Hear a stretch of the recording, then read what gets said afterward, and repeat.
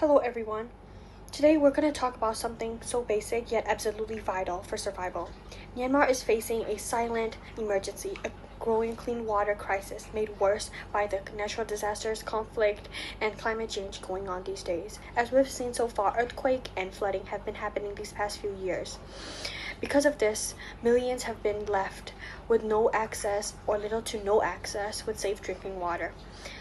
Let's take a closer look. In Rakhine State, Cyclone Mocha in 2023 affected over 1.6 million people in towns like Situate and Minya. Entire communities lost access to clean water after salt water from the storm surge contaminated into the freshwater sources. In Irrawaddy region, frequent flooding from heavy monsoon rain damages the water pipelines and storage tanks of people in the village, mainly in low-lying areas, which are usually lived by farmers. There are other areas that are low-lying as well, like Lepota and Bogale, where over 60% of households now rely on unsafe and untreated water during emergencies. Meanwhile, in Chin State and Meghalaya region, people face the opposite problem. Severe drought with this ongoing heat and dry zones in Bakoku, Bo and Yizejio rivers and lakes have dried up due to rising temperatures and reduced rainfall. Families have often to walk 2 to 5 kilometers just to collect muddy water, which are contaminated and are from seasonal ponds. Nationally, more than 10 million people in Myanmar lack access to safely managed drinking water. That's nearly 1 in 5 citizens. In rural areas, it's even worse. Only 40% of rural households have water that meets basic safety standards. When disasters hit and emergency situations go through, there's nobody to help. Such things of contaminated water could cause many diseases such as cholera, diarrhea, dysentery, and typhoid, especially in children under 5. There are some simple ways to combat this, like boiling water, water filtration, and DIY filter. But we'll get into it more later in the video. So now I'm gonna show an easy and simple filtration method that can be used usually in emergency situations. So first, prepare the filter base and cut the plastic bottle in half and use the top part upside down like a funnel. And later we will put the cotton in, which will act as the first barrier for the large particles, and make sure that you put the cotton to the bottom of the cup.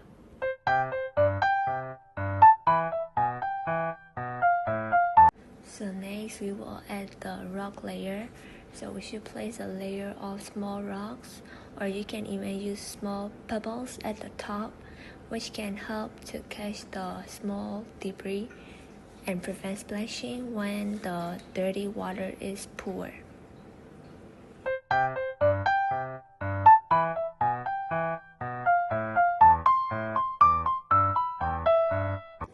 Next, we will crush the charcoal into the small pieces and we will place it above the rock. So why should we use the charcoal? Because charcoal helps remove the odor, the toxin, and some bacteria, which are very essential.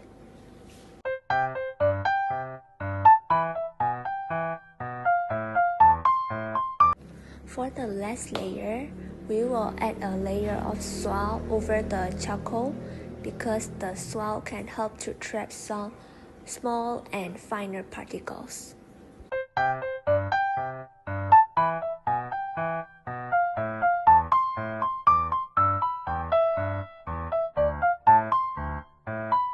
Last but not least, we will start pouring the dirty water.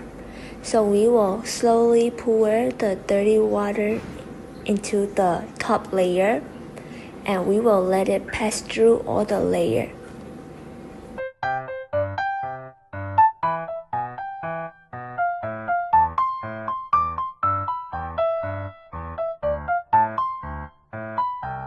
As you can see, we collected the filtered water at the bottom of the container.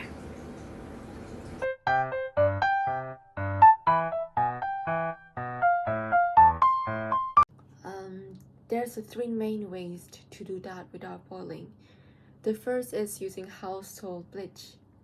You need to make sure it's plain and unscented bleach with no added color or thickeners, just to 5 to 6 sodium hypochlorite, and add 2 drops per liter of filtered water and mix it well. Let it sit for 30 minutes. If it has a light chlorine smell, that means it's working. Never use scented or splashless bleach because those have extra chemical can harm your body. Another way to disinfect filtered water is by using iodine, which kills most bacteria, viruses, and parasites. The easiest method is with iodine tablets. Just drop 1 tablet into 1 liter of clear water. Stir it well and wait at least 30 minutes. If the water is cold or cloudy, it's safer to wait up to 4 hours. Some brands may recommend 2 tablets per liter, so always check the instruction on the package. If you don't have tablets, you can use tincture of iodine, usually a 2% solution. Add 5 drops per liter of clear water, or 10 drops if the water is cloudy. Stir and let it sit for 30 minutes before drinking. Iodine is effective and widely used in survivor situations, but it can leave a noticeable taste. It's also not recommended for long-term use, especially for people with thyroid problems or those who are pregnant. Now, if you don't have chemicals, you can actually use sunlight to disinfect your water. This is so-called SODIS method. All you need is clean and clear plastic bottles, especially a PET bottle like the kinds used for soda and water. Fill it with your filtered water and shake it to add some oxygen and lay it in direct sunlight for at least 6 hours. If it's cloudy, leave it for 2 days. The sun's UVA rays kills many harmful bacteria, virus, and parasite. This method is used in many countries where electricity and clean water are hard to find, and it's been supported by research from the Swiss Parallel Institute of Aquatic Science. Now, let's talk about something many people don't think about until it is too late. Where to find water during an emergency.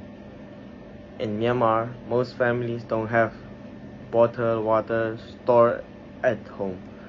So when the water stops flowing, people look for alternative resources nearby. Let's look at a few common options.